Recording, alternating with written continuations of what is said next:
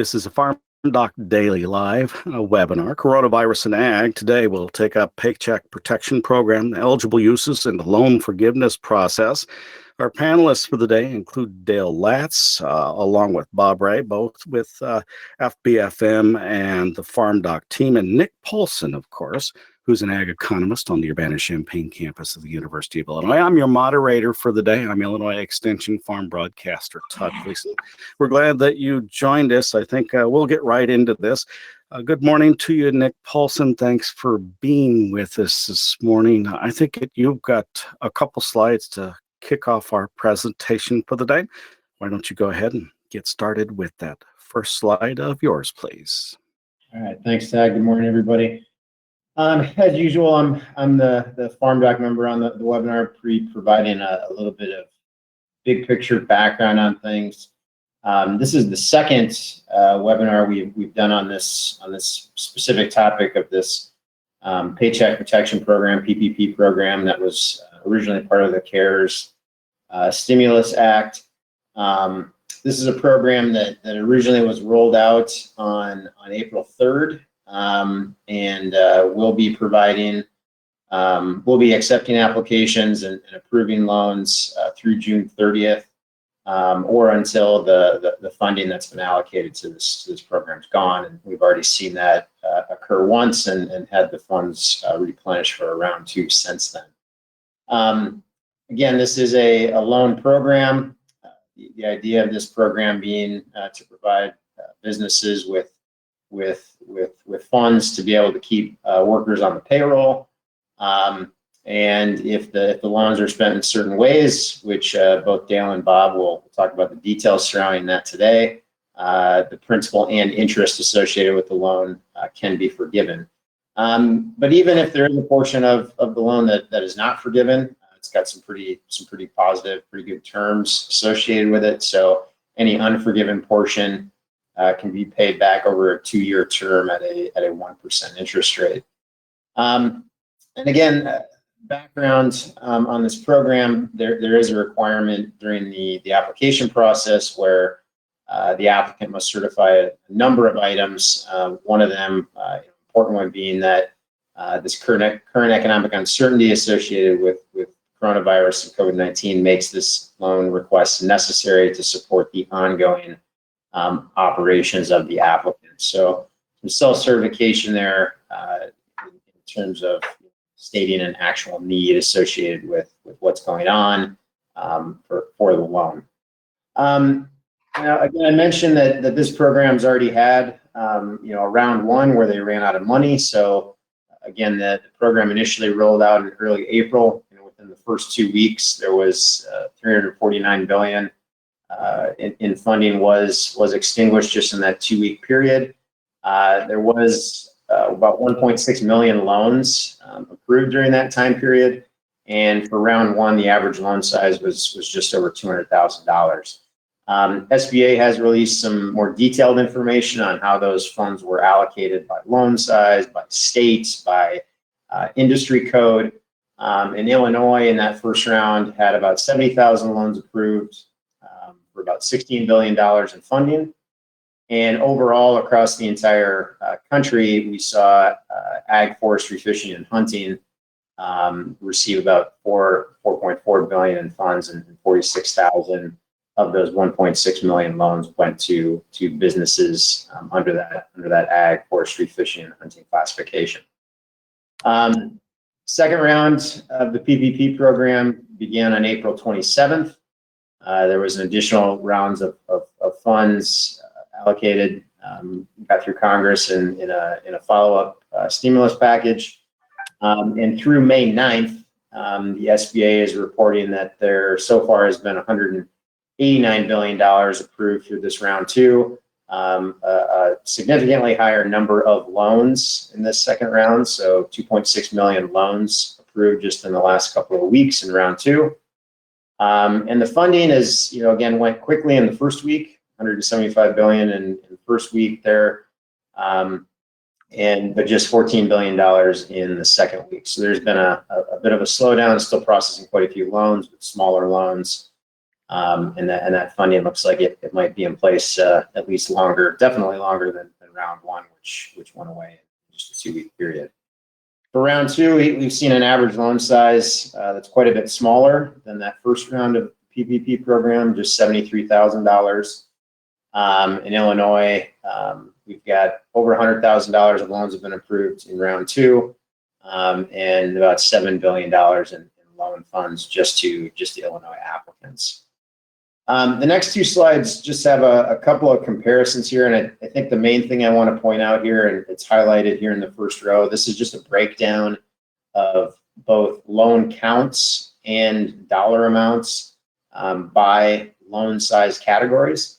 So you can see here that in round one of the PPP program, just during those first couple of weeks of April, we saw that the majority of loans went out in relatively small loans, under $150,000, but a relatively small amount of the total funds were actually going out to these smaller loans. So 74% of the loans were in this smallest size category, but only 17% of that $350 billion in funding that went out in round one. If we take a look at what's going on in round two, which is on the next slide, we can see that, again, a significant increase in loan count, smaller loan size on average. So the vast majority of loans, over 90% of the loans, are in that $150,000 under category, and approaching half of the funding actually going out to these smaller loans. So again, the activity we saw in the first couple weeks tended to be, I think, bigger lending institutions, bigger loans being applied for and approved. And now we're seeing here in round two, we're more servicing of some of the smaller loan size applicants. We've seen an increase in the number of institutions processing loan applications, and more loans getting through and being approved by I think smaller lenders, as well as just smaller loan sizes as well. So that gives us kind of an update of where we're at with PPP. First webinar that we had put together, where Dale and Bob provide some background and initial information on how PPP works. We actually gave that on the day that round one funding was extinguished. Again, since then we've had additional funds allocated, and applications are currently being accepted as part of this round two. So with that, I'm going to turn it over to Dale and Bob and let them go through some of the details on allowable expenses and some of the loan forgiveness rules. Indeed. Hey, good morning to you, Dale Lattz and Bob Ray. Thank you for being with us. The WASD numbers did come out. I'll give those out really quickly.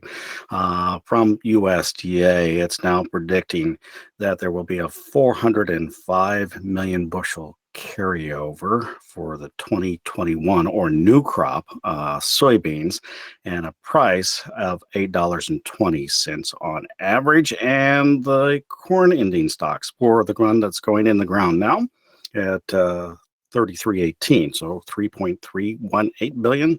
The average trade guess, I believe, was right at 3.389, and a 320 average cash price. Let's turn our attention back to the PPP program. Dale Lattz, thank you for being with us today. Why don't you go ahead and get us kicked off with your part of the webinar, please? Sure, Bob. Good morning, everyone. As we've mentioned, we've had one webinar on the PPP program already. That was kind of focusing on the general parts of the program, eligibility and things like that. This webinar, we want to focus a little more on the eligibility and the forgiveness part of this. Unfortunately, we were hoping to have more detail out from the U.S. Treasury on the forgiveness part of the PPP loan process. They have said they will be coming out with more detail by May 14th now, so we're not that far away from that, but as of today, I don't believe we've seen any new updates, so we're expecting some more detail in the next couple days. So what we'll be covering today is kind of what we've known from the interim rules and the law and so forth, without any additional guidelines, but we'll kind of cover what we know at this point in time. Again, we've had this program started in early April. Those that jumped right in might be in the 4th or 5th week or so of when they have obtained their loan funds. So there's an 8-week period of when you're supposed to use the funds or the loan proceeds for eligible uses. So there might be some individuals out there are over halfway into that 8 weeks. And so it's kind of important of using the funds properly for the purposes of especially loan forgiveness. So we're anxious to see what more detail might come out. There are questions being raised, but we'll kind of go through with what we've known. Again, the program is still open. Bob, I guess I haven't seen it. I think there's still funds available. Is that correct? I don't know if you've checked recently, last day or two or not. I looked just last night, and there were still over $100 billion. I think they are. It's been really interesting. They're burning through about $2 billion a day in the last 10 days or so. The first few days of round 2, they were burning through $35 billion a day, and so that slowed down. And I even noted that over the weekend, there was $900 million returned to the program. So the amount used had declined as people gave up loans that they'd been approved for. And I contrast that with the very first session in April 8th and 9th. They were burning through about $3 billion per hour. And now the burn rate's about $2 billion a day. So there has been a slowing piece of that. To a couple of Nick's slides, I just noted a couple of things as he was speaking, that the average Illinois loan rate in round 1 was $228,000, and round 2 it was $68,000. I saw a note that SBA published from Farm Credit that the average loan size there was $61,000. And on the chart about funding in round 1 and 2, in round 1, 87% of the loans would be under $350,000. In round 2, 97% were under $350,000. Maybe that'll mean something as we dig into future guidance about forgiveness. Most of those loans are that lower level. And I did add up from Nick's slide from SBA, 33,878 loans were $2 million or higher. And we know that 33,000 will have the extra scrutiny that we'll talk about here today. But there are funds available. I'd say over 100 billion, maybe 120 billion, something like that. Looks like it's still available to be used. So if those of you are out there that haven't participated in the program and think you might be eligible and might be qualified, talk to your lender. The program is still open until June 30th or until funds run out, and we've seen that there are funds available yet. So if you haven't, if you're interested, talk to your local lender and see if you might fit into the program. We'll kind of move forward here. And again, what we want to highlight today is talking a little more detail on the eligible uses of the funds, assuming a lot of people have funds, available funds out there, loan proceeds, and how they need to be used in the forgiveness process. Again, this slide just kind of shows the general areas that the loan proceeds are supposed to be used for. And we talked about this in the first webinar, payroll costs. We'll talk about that a little more in a minute.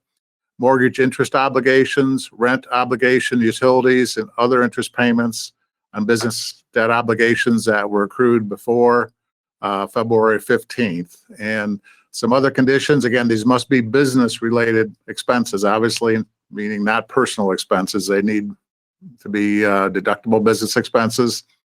The other big important part of this is 75% or more need to be used for payroll costs. That's very important in terms of not only the eligible uses, but the debt forgiveness process. The obligations, whether they be the rent or the mortgage or whatever, need to have been in place before February 15th. And if you're a Schedule C regular business or a Schedule F farm business filer, these expenses listed on the left-hand side of the slide must have been claimed or be entitled to be claimed on the 2019 Schedule C or Schedule F. So those are some of the other general conditions that we talk about in terms of eligible uses for the PPP loan proceeds. Bob, anything else on this slide here before we move on? Well, it was interesting, the webinar we did on April 16th, we weren't even sure at that date officially that farmers did qualify. So as we think about the massive amounts of new information and interpretation changes, we're sure farmers are in, and we know they've been a big user of this program lately. To the 75% method you listed in the second bullet point for other conditions, the Treasury Secretary announced, I think even yesterday or Sunday, that he was willing to reconsider that 70% requirement for payroll. Is getting a lot of pushback from restaurants and others, the legislators as well. If you recall, this was an interpretation of the legislation that Treasury and SBA made. It's not in the legislation.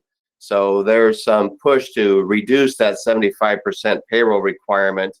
The Treasury Secretary said he was willing to reconsider that number. There was also a push to extend the 8-week repayment period, and he said he's not willing to do that because that is in the legislation for that 8-week period. Some of that was prompted by an Inspector General report over the weekend that made similar comments in their review of the program so far. So I think pay attention to some of these conditions that might have some opportunity to be adjusted if those announcements are coming forward soon. Yeah, Bob, when you think about that 75% requirement for payroll in terms of restaurants, you know, you think of that industry there. In many states, they're not even be allowed to open yet. So it's kind of hard to, in this 8-week period we're in right now, to have that high of these loan proceeds go for payroll when you can't even have your business open yet. So I can see in an instance like that, that is an issue kind of rising here and coming to the forefront. Moving on here, as far as the general definition of payroll costs, again, this was in some of the original legislation and interpretation and rules. So you can see compensation to employees, you know, your salary, wages, and so forth. Some other items in there that can be included for payroll costs, which is important, again, for the eligible uses, but also in the definition of that 75% rule for payroll, retirement benefits, group health care benefits, and so forth. And kind of for the individual farmers out there, the last bullet point is important for an independent contractor, sole proprietor, wages, commissions, income, or net earnings from self-employment income. And that's kind of what we look at for our sole proprietor Schedule F filers out there in terms of what their payroll may be considered or defined as, along with if they do have additional employees that they hire. But if it's just a single person self-employed operator, we look at their net earnings from self-employment income as their definition of payroll. Bob, you want to talk a little bit about this new term that we've come across here in the legislation and interpretation, I guess in them rules, we should say, as far as owner compensation replacement, what that is, how it's calculated, how that comes into play in terms of these rules. Yes, this was the part that came out in late April for some of the new guidance on how we calculate loan amounts and how we calculate, begin to calculate the forgiveness amounts, but it's really in the loan computation. And this new term, owner compensation replacement, is really a simple mathematical calculation, requires no economic activity to make this number be calculated. We look at your 2019 net business profit on your Schedule C or Schedule F. We calculate 8 weeks worth of that. So 8 out of 52 is about 20% of that number. And we calculate 75,000 in this example, divided by 52 weeks times the 8 that is used in this formula, and that gives us about 15% of the 2019 net income. 11,538 would be allowed as a 2020 self-employment owner compensation replacement. We don't think you have to write any checks for this. You don't have to spend any money for this. It's just using the same 19 number to calculate your loan amount will be used also to calculate your 2020 loan forgiveness amount for the self-employed applicants. A very unusual twist to use really one set of data for two totally different purposes. But we think this will be helpful and much simpler than we initially thought for self-employed. We thought we had to create some crazy 8-week profit and loss schedule, and how were we going to do that for farm clients? This solved that issue significantly. It's just a mathematical calculation, Dale. Yeah, Bob, while we're kind of talking about this, we talk about the Schedule F filer. We have a lot of farm businesses that also operate under a partnership form of business, partnership entity. Any quick comments on what do we consider payroll for the partner or partnership in those kind of type of entities here? If I was doing a partnership application, I would look at net income from the partnership for active partners who are paying self-employment income. And that's going to be a little tricky if you've done partnership returns. You'd look at box 14A for self-employment income. That's where you would start the discussion. You'd have to reduce that by 179 deductions. Also have to reduce that by UPE, unreimbursed partnership expenses. And I think you have to reduce that also by any 743B deductions. And right there, we're getting pretty deep into partnership tax, Dale. I don't want to get too deep into that piece, but we would start with this box 14A on the Schedule K of the partnership return for self-employment earnings and make a couple of adjustments there. As far as the definition of payroll, then when we talk about that for partnerships, that's kind of the same, I guess, calculation. I think it is. It's self-employment income, and of course, the partnership, might have other employees as well. So, in addition to self-employment income, the partnership would add in any payroll that they incurred to pay outside of partners for normal wages. Very good. Well, let's kind of look at the second phase here, or third phase, if you will, of the program. And this is the forgiveness of the PPP loan. Again, we've talked about the first webinar on the application, the eligibility, the program itself. We've talked about how if you do apply and get loan proceeds, the eligible uses for those proceeds. Obviously, very important also is the forgiveness. That's kind of why many people are looking at this. If they use the proceeds correctly in the right proportion, they actually can have the loan proceeds, the principal and interest forgiven for the PPP loan, which obviously is a big benefit. So how does this process work? We do see here in the first bullet point, as we read the kind of the rules, that the borrowers are the ones that must apply with their lender for loan forgiveness. So the borrower has to initiate this at the end of the 8-week period. We don't know or have not seen, I guess, if there's a timeline by when they would need to do this from when they got the original loan proceeds. We're not sure on that. Surely, I wouldn't think it's indefinite. I guess before the 2 years are up, maybe, or something like that, if they don't. But once they do apply with the borrower, the lender has, apply with their lender, the lender has or is required to give a decision back within 60 days of receiving the application. So that's kind of the process. The initiate the loan forgiveness part of this is the borrower needs to initiate it with their lender and apply for this. Some of the documentation that the lender will be asking for, and we'll get a little more detail here in a minute, but verifying the number of employees on payroll and the pay rates, and we'll talk about a little further down the road, documenting and verifying payments on the eligible expenses, which include the covered mortgage interest obligations, lease obligations, and utilities. And then also some kind of certification process that either as a sole proprietor themselves or as a representative of a corporation or partnership that they are authorized to certify that the documentation provided is true and accurate and in accordance with the program guidelines. Anything else on there, Bob? We'll get in a little more detail on this process here in a minute.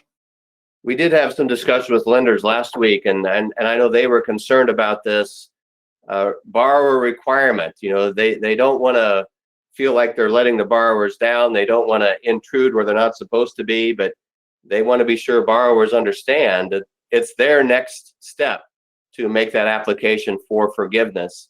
And so I'm just doing a quick calendar here. If I got my loan on April the 3rd, the first day, and it took a week to get that funded, that's 7 days. And then I have an 8-week sort of recording period. That gets me a little bit over 60 days. And then there are 60 days here for the lender to review, and then maybe another 30 days to close that all out. These loans could be a part of people's books and records for 150 days, nearly half the year. Even though we think about it as an 8-week program, it might be a part of their books and records for much longer than that. And then if there's some that isn't forgiven, then maybe another 2 years. All right, thanks, Bob. Kind of moving up, this is kind of a repeat on some of the other things we've already talked about. In terms of the loan interest can be forgiven, if loan proceeds are used for correct purposes. Basically, the forgivable purpose are generally the same definition as the eligible expenses. We've talked about 75% needs to be used for payroll. Obviously, that means no more than 25% can be used for non-payroll expenses, those expenses we listed there. Eligible expenses need to be paid during this 8-week period we talked about, which starts when the loan proceeds are dispersed. And there is a forgiveness reduction process we'll look at again here a little bit. If the number of employees or salaries or wages paid to employees are greater than 25% in terms of the wages paid from what they had been in a certain other time period, or the number of employees are less. So those are some of the extra or additional considerations we need to think about and look at here in a minute. As far as the non-payroll costs, again, for the forgiveness of the PPP loan, Bob, you want to go into these a little more detail here that we listed on this slide? These non-payroll costs are identified in the CARES Act, Section 1106, and they're just pretty well spelled out there.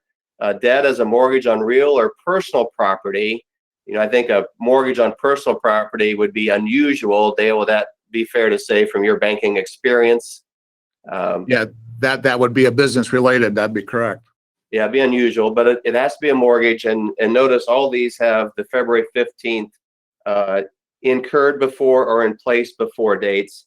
Rent under a leasing agreement in force before February 15. Utility payments. This is a very unique description of utilities, and in the Act, it specifically identifies those that you first see: electric, gas, water, transportation. More about that. Telephone and internet access are specifically stated in the CARES Act, as long as that service began before February 15th again. And then the final rule, interim final rule on April 14th, added a couple of examples. Rent for your business vehicle is a qualifying rent payment. So we weren't sure if rents were only for real estate, like the debt is for a mortgage. But no, rent can be for personal property, it certainly seems. And then gas for driving your business vehicle, also determined to be a utility expense in the broad definition that I've never seen before about utility payments. So gas for driving your business vehicle. The question next is, well, what about gas for driving my tractor, my combine, my four-wheeler, all those things? And not exactly clear about that.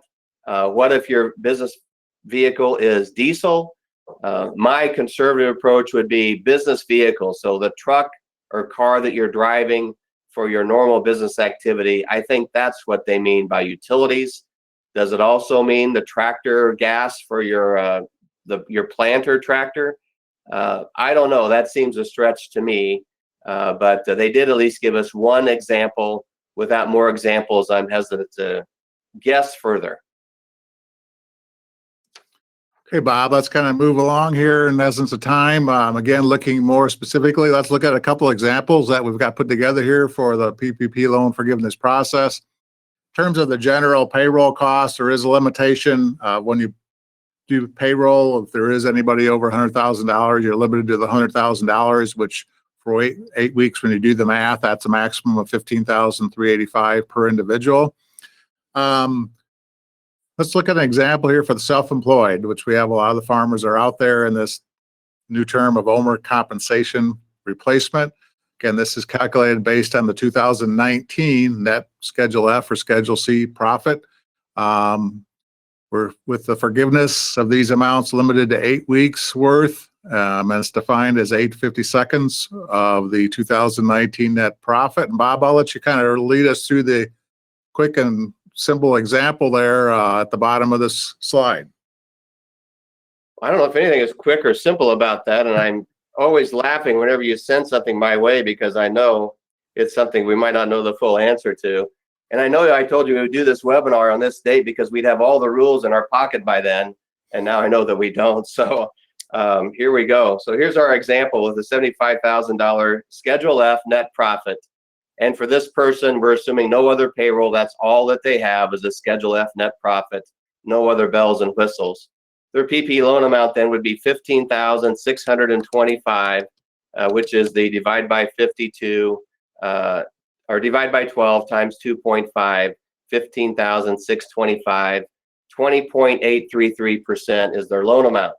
So what's their calculation? And they have the first sort of automatic mathematical computation for owner compensation replacement. That same $75,000 number for 8 weeks worth of a year, $11,538. They have non-payroll costs that would be allowed, but not more than 25% at the moment that we know today on the 15,000. So 3906 could be used for rent, utilities, mortgage, interest, gas for my business vehicle. I can use that much and qualify that for loan forgiveness. If you add those two numbers together, you'll see we have 15,444 maximum loan forgiveness under the formulas, which would leave 181 that would have to be repaid. And that's just because 8/50 seconds is not quite the same as 2/12. That's the math that didn't quite work out. So 73.8% is what works out for the owner compensation replacement, even though the non-payroll part can't exceed 25%. So we're left with 98.2% or 98.8% maximum loan forgiveness under these formulas that we have today. Does that mean they'll round that 73.8 up to 75? I don't know. I hope they don't. That's the wrong math. So let's get the math right and we'll have a little bit left to be repaid. So in the worst case scenario, in this example right here, again, where a farmer had no additional wages paid, we're only talking $181 that's left that they may have to, it'd be part of a loan or just repay that. So basically you're pretty well getting it for all the forgiven. If you did have an example where there was some employees that the farmer had beside himself, you know, and he had some more wages paid, then he could get that additional $181 covered as far as that 75% rule for payroll. I think one of the other unique pieces that's there, and we'll see if that gets modified, is you can only use in your 2019 forgiveness amount expenses that you had in your 2019 tax return. I should say your 2020 forgiveness amount, expenses you had in 2019. So if you did not pay any rent in 2019, you can't use any 2020 rent towards your 25% formula. And I think the similar thing if you had no wages paid in 2019, the rules would say you couldn't add wages in 2020, but we'll see if that gets modified. But you're right, in this case, they wouldn't quite get total loan forgiveness. There'd be a little bit left to be repaid over 24 months, a $7.54 principal payment. It's a great loan for your bank, wouldn't it be, Dale? Yeah, that'd be great. The transaction cost is higher than what we're going to be making on that one. Yeah, well, those will be repaid, and we'll just wait to see if there's a rounding formula or a modification in this 25% limit that would solve this minor glitch. Well, let's kind of move on here. We're using up our time. We've got some important topics to cover here yet. Just another example. Bob, if you want to kind of quickly go through this again, a little more detail, a little more parts going to it, but just a second example. So this is a Schedule F filer that also has payroll paid to, outside folks, 20,000 of that plus some health insurance. So his total payroll cost, including his own self-employment income, would be $115,000, results in his loan of $23,958. And then you see the formula of how we compute that number. So this farmer gets about a $24,000 loan. The next slide, Dale, then we dig into the forgiveness piece of that. We're only going to get $23,681 forgiven for this same crazy notion that 8 weeks out of 52 is not the same as 2/12. So his health insurance amount would be $38.46 attributed to his $25,000 payroll, which includes health insurance, divided by 52 times 8 weeks.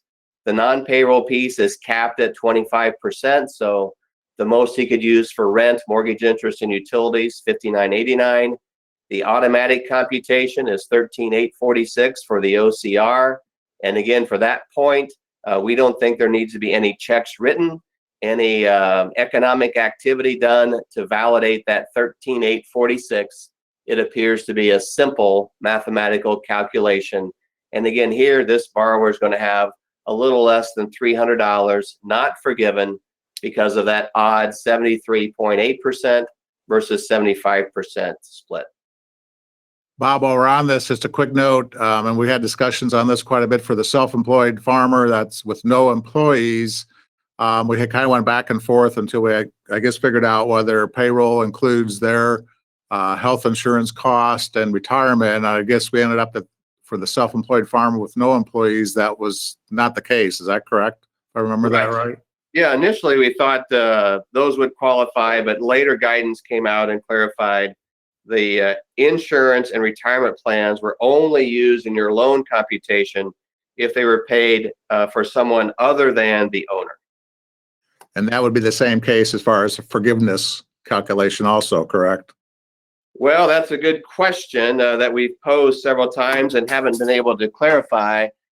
So what if I did my loan application on April the 3rd under the rules I knew then, and today the rules are different and I need to calculate my loan forgiveness?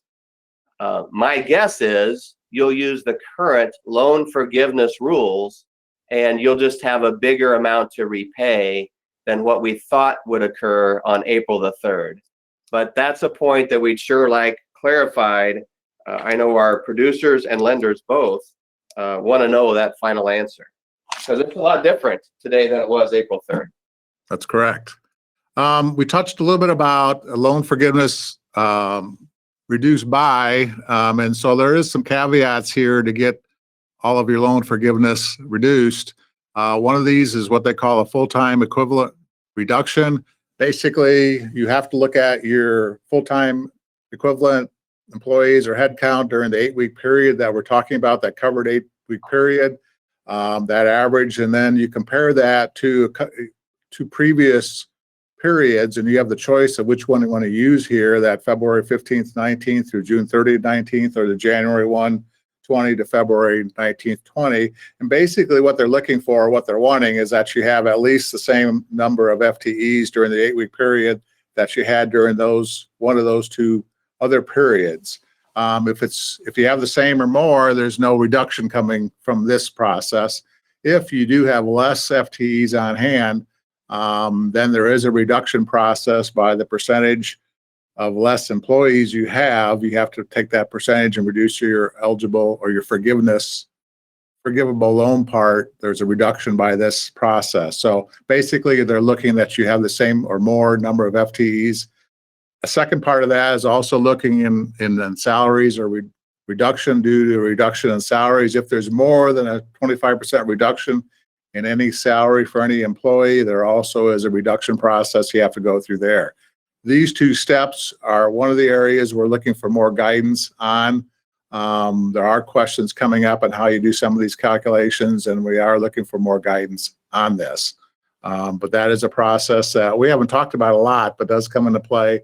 Is one of the things you'll need to certify, or when you apply for forgiveness, that you're meeting these without having to have some additional reduction. There's a safe harbor to that. There's two areas in that if the borrower will not have any loan forgiveness calculation need to be made if there was a decrease in FTEs or wages is eliminated by June 30th. So if you're back up on your wages or back up on your FTEs by June 30th, you don't need to go through that reduction process. Again, we'll be looking for more guidance in this area, but that's one thing to consider. Required documentation. Bob, this is kind of the standard language that was in the law or the interim rules. You want to talk about this a little bit, and then we've got a slide that maybe gives us a little more detail of what we think we might be looking here as far as documentation you may need for your lender.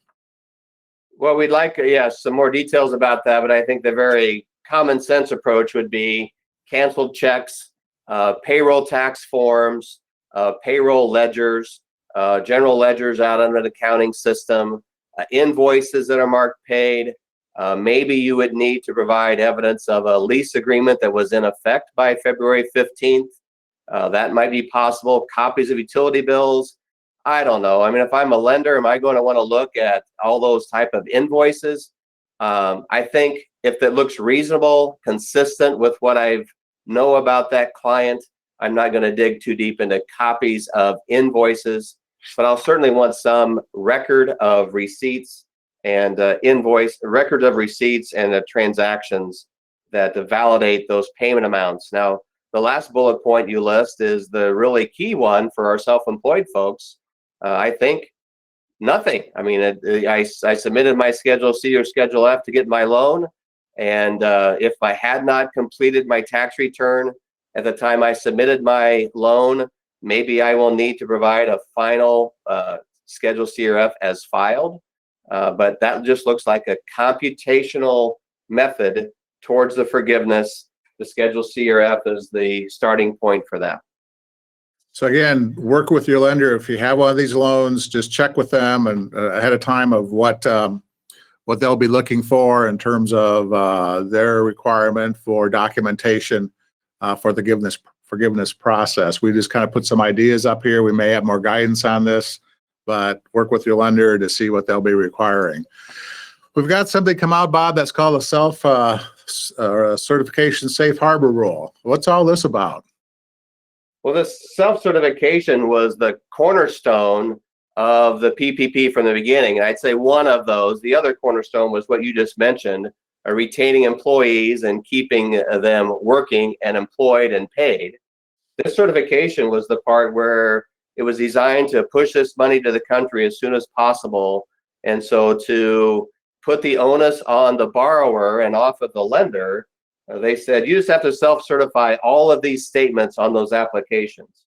And one of those statements was economic uncertainty. We would probably say that's very fair and applicable in Illinois agriculture today. And then the second part, are these funds needed and necessary for your operation? And my take on that has sort of been, the world changed here a bit when they've added these additional requirements from more of an income statement test to meaning, did your earnings decline and your gross receipts fall? We'd say certainly that was the result for farmers. To, did it also have an impact on your balance sheet? That liquidity was challenged, that working capital failed, that debt to asset ratios declined. To what extent those things happened, maybe you didn't need this money. And maybe instead, as I read the Treasury Secretary say one time, this was designed to be funding of a last resort. Well, that's not the way it was written and marketed in March 27th and April 3rd. But as that tone has changed, the Treasury has said, you have until May 14th. If you're unsure about your self-certification of uncertainty, need, and necessary, return the funds, no questions asked, and you will automatically be deemed to have met this self-certification requirement. After that date, you would be looked upon for more scrutiny as to whether you needed those funds and they were necessary for your ongoing business needs. This is a piece that we'd like to have clear vision about. This has been promised for several days, that they would identify what else would be required and used to determine this failure or satisfaction of this safe harbor certification about need and necessary. And May 14th is not far away, Dale, on my calendar, so hopefully soon they will tell us exactly what they mean. And we are aware of producers that applied, granted the loan, and kind of decided not to take the loan as they looked at some of these as this has become more public and so forth. That's right. We had several farmers who declined to participate as they read that. They did not feel that their business met that test themselves, and they preferred other folks to gather those funds, and so many did not participate. But we'd like to find out what the rule is, and then we can go forward with a bright light. I've got a couple more slides after this one on terms of summing up the PPP program. But one of our questions had been popped up here was, what if you have a negative Schedule F? And that kind of fits into maybe this one slide a little bit. Just it's hard to talk about this in 10 seconds or less, but a little bit about the economic injury disaster loans and how this might be one option for those with a negative Schedule F. The economic injury program is at $1,000 per employee. It's an online application funding direct by SBA, a long-term lower interest rate loan. And you're right, for some people who had negative Schedule Fs because they had a large 4797 gain, could not be in PPP, this could be an option for them. So if you had a negative F with no employee or no wages on that F, and that was just your own business with no employees, you really weren't eligible for PPP. Was that correct, Bob? If I remember our discussion right on that? That's right. If you had no self-employment income and no payroll paid to others, you had zero PPP. So in this case, in that same example, they'd get $1,000. Not much to write home about. But for other people that might have had other reasons to apply, this could be a potential $10,000 piece. We're hearing about this $150,000 loan availability. That might be a carrot that farms would be interested in if they're looking for some quick boost to working capital. These SBA loans might suffice in addition to the $1,000 advance. The loan piece might also be helpful to them. This 150,000 cap is also a little fickle. We have heard of loans being approved for larger numbers than that. When the borrower had a face-to-face, I shouldn't say a face-to-face, but had a conversation with SBA, we have had reports that those loan numbers have been larger than 150. So a couple pieces to this EIDL that's open now only for ag borrowers. The EIDL program could be a whole nother webinar, but we're going to kind of touch on that and just make people aware of that as another option out there. In some instances, that's also going on right now. Some of the questions we have remaining on the PPP program, I mentioned about the clear definition of what an FTE is and other wage reduction issues. We did have a question about how is FTE calculated. I believe I did read on the accounting, the association, that their definition is like 30 hours a week or more. So that might be something they look at. But that's one of the areas we're looking for additional guidance in terms of actually defining an FTE full-time equivalent. Might be the 30 hours or more rule from that standpoint. The second bullet point here, and we've had a couple questions on this come up from our listeners out there: expenses accrued and paid during the 8-week period. Do expenses accrued for more than the 8-week period and paid during the 8-week period need to be calculated for just that 8-week period? What are we saying by that? So say I've got this mortgage interest payment, and I've got interest out here since the first of the year or whenever, and I go ahead and pay up that mortgage during this 8-week period. It's a qualified mortgage interest loan that qualifies for the program. Is all that interest counted towards my other 25% expenses, or do I need to kind of do a calculation of just 8 weeks of that interest? What's your thoughts on that, Bob? Well, that's a good one, and I can see you laughing hard about that one. But I would take the conservative approach without a better guidance. I mean, what the law says is expenses accrued and paid during the 8-week period. So I would calculate 8 weeks worth of mortgage interest, pay that on the next to last day of my 8-week computation period. I would calculate 8 weeks worth of rent. Even if I paid half of my rent in March, I would still calculate 8 weeks worth of rent, pay that during that 8-week period of time.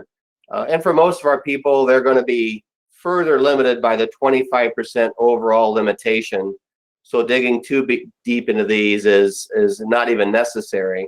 But if that does get expanded, this could be a new way we might need to take a new approach to this calculation. But I would be conservative now, calculate 8 weeks worth of rent and interest in that time period.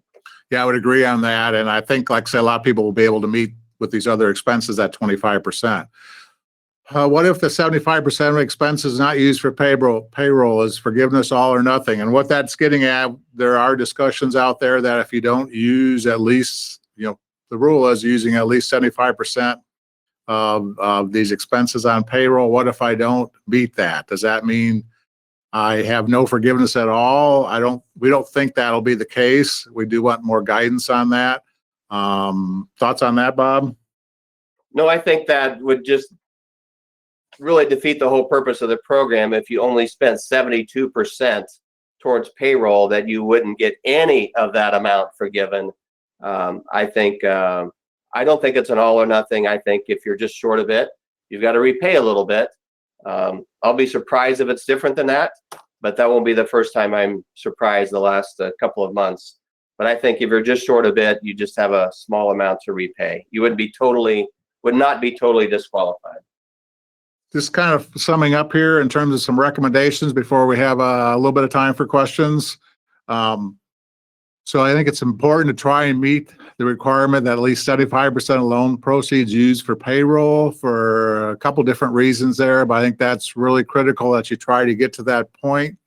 Have complete payroll records. That's going to be a big part of this, whether that's ledgers or other documentation, including kind of a rough count on FTEs and salaries and wages paid, and have the documents put together for the payments and all eligible expenses, such as payroll records, ledgers, or transaction journals, check numbers, invoices, and so forth that we talked about. Kind of ask your lender what they'll be looking for to kind of get things put together as you apply for the forgiveness part of that. That's kind of summarizing where we're at. We do have a little bit of time for some questions here, so Bob will kind of take some of those as I'm looking up here on the screen. Is self-employed health insurance premium one of the potential payment obligations? We kind of touched on this a little bit, but I guess that was kind of an open area there yet in terms of the forgiveness part, if I remember right. I think so. I think that's something we'd like to hear a little bit more about. Did you have an initial opinion on that one, Dale? No, I think that was the area that, at first for the individual, we were including it in payroll, and then come back and it was more the group plans where that included. So I think at this point in time, when you talk about payroll for the self-employed individual, we probably wouldn't be looking at that, I guess, taking the conservative approach at this point. Right. I think the owner's self-employed health insurance would not be included in the initial loan amount. I would agree with that. Bob and Dale, I know you need just a little bit of time to take a look at those questions, and you've answered a bunch of them as you've been going along. Why don't you do that? I do have a couple of housekeeping things that I want to put in place here. We've got an upcoming webinar, of course, and if you could pull that up for me, that would be appreciated, Dale. That webinar will be this Friday. We are continuing these on Tuesdays and Fridays at 11 o'clock. Friday, we'll talk about farm policy, farm incomes, and the upcoming management decisions. And then the next slide, of course, is a slide of the sponsors of this particular program. The Coronavirus and Ag webinar series is sponsored by TIAA, the Center for Farmland Research here on the Urbana-Champaign campus of the University of Illinois. Find them online at farmland.illinois.edu, headquartered right here in Mumford Hall. Compeer Financial, thank you very much, along with Farm Credit Illinois, the Illinois Corn Growers Growmark, and of course the Department of Agricultural and Consumer Economics in the College of ACES, the Agricultural, Consumer, and Environmental Sciences colleges from the University of Illinois. Again, you can find all of our programming online at farmdocdaily.illinois.edu. I take it you had a couple of moments here to go through questions you have and have not answered. What's up next on the list, Dale? One of them here, if 100% of PPP is used for payroll, is it all forgivable? And yeah, the rule says at least 75%. So, I mean, you can meet the 100% with just payroll if you want. So that would not be a problem. That'd be correct, Bob? Yes. Yeah, you're not required to spend 25% on other things. It can all be in payroll. Hey, I have a follow-up question on that. Is that 100% of the loan, or is it 101% of the loan? I think 100% of the loan, or do you mean because of the interest rate, Todd? Yes. I think if you've met 100% of the principal, that's the requirement. And then you're done, and because the 1% is due at the end of the 2-year term.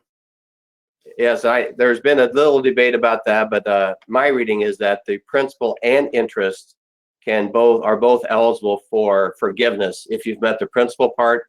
Essentially your loan amount was never in existence, so there wouldn't be any accrued interest. Okay. To the borrower. The bank would get paid by SBA though. Right. One other one here, did SBA come out with guidance indicating that a sole proprietor would be limited to 75% forgiveness? No, I don't think there's anything in terms of specific for sole proprietor and the 75%. They're probably getting to that 75% of the payroll definition. But again, as a sole proprietor, if you had 75%, which is close to the calculation of this owner compensation replacement, and come up with the other 25% or so with these other eligible expenses, you should, get 100% forgiven if you meet all the requirements. You're not limited to 75% forgiven. Correct, Bob? Yeah, I think SBA did come out, and that was either the April 14th or April 24th, the interim final rule, where they came up with this 8 out of 15 weeks. And so that 8 out of 15 weeks, that's where the funny math comes in. That's 15.38%. The loan amount was actually 20.833%. So that's 73.8% owner compensation replacement of the total. And so, yes, SBA said that 8 out of 52 weeks was their interpretation. And that's the piece that's just as of yesterday in the news, that maybe that's not going to be the final answer on that piece. Bob, here's one that we've talked about a lot and it's come up a lot. Does receiving a PPP loan in any way affect the eligibility for government programs facilitated through the FSA office? A lot of concern out there about that. At this point in time, we're not seeing any tie at all to that, correct? Right. USDA has statements, and many others have issued statements. Even Bill Northey has stated. I've seen his video where he says there is no connection between PPP and USDA direct payments, CFAP payments, MFP payments. There is no correlation connection between the two. We can't find any reason that participation in USDA or in PPP would limit any USDA benefits. Since there have been some changes in the rules by the government, do you think more changes, interpretations may occur? I would say yes on that one, or at least more guidance. We know more guidance is coming out. We think so. I think on the forgiveness pieces and on this, and we've been just promised not many days ago when they extended the self-certification on need from May 7th to May 14th, they wrote in that FAQ that more guidance would be shared about what is meant by that piece. So yes, I'm expecting some of that to happen on both of those key issues. And be nice if they were here sooner than later. As you indicated, we're a few weeks into this process for some borrowers already. Do part-time wages count in the payroll costs in the 8-week period? Yes, they would. Any wages would be considered part of payroll, right? Yes, I think any wages paid count. We've taken the position and seen some good research that payment in kind, wages paid in grain, are also eligible payroll expenses. So full or part-time doesn't matter. I think they're all in. And I see a question about the tax treatment.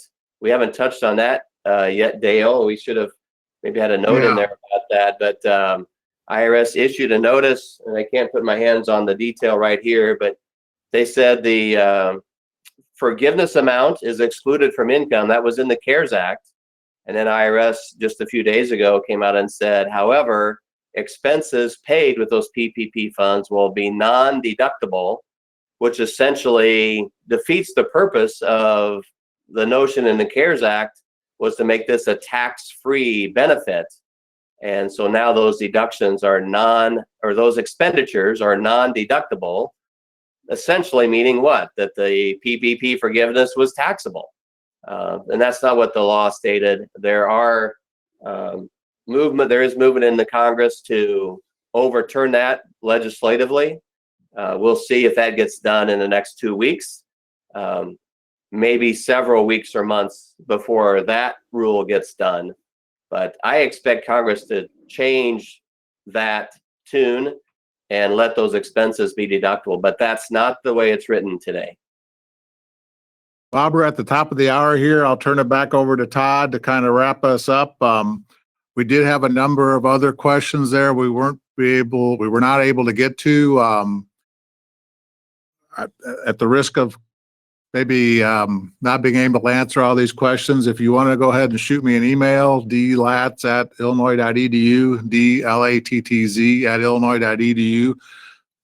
For those of you that we didn't get to your questions, you want to still follow up on those, shoot me an email with a question again. We'll try to do the best of answering those or telling you we don't know, or we're waiting for further guidance. But I know there are a lot of other questions out there. We'll try to do the best we can on that. Todd, thank you so much. Turn it back over to you. Yeah, Dale Lattz, thank you so much for joining us here today, along with Bob Ray and Nick Paulson, all from the University of Illinois, for this FarmDoc Daily Live Coronavirus and Ag webinar. You can find it again online anytime you'd like at farmdocdaily.illinois.edu. Jim Baltz has been the technical director for the day. I'm your moderator, Illinois farm broadcaster Todd Gleason. Thanks for joining us. You have a good day.